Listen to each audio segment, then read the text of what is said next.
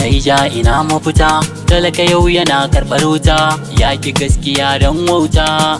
Naija ina mafita, Naija ina mafita, talaka yau yana karɓar wuta, yaƙi gaskiya don wauta. Yan Naija ina mafita, Naija ina mafita, tsarin Allah shi ne mafita.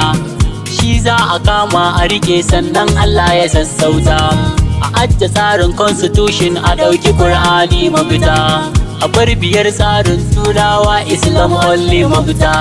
Yan Naija ina mafita, ko yan Naija ina mafita. Yan Naija ina mafita.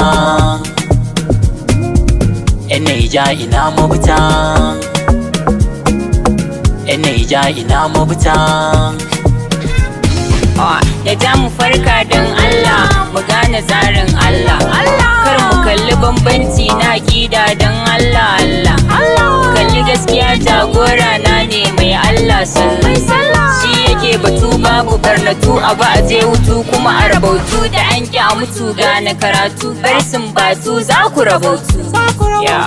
Mafita babu, yan Naija sai a rabu. A dawo mu abi kitabu, a Qur'ani zancen rabu. To a APC ba mafita, a PDP ba mafita, a NPP ba mafita, a CPC ba mafita, a SDP ba mafita. A cikin Qur'ani akwai mafita, ake a nemo mafita, ku zo ku ganta ga mafita.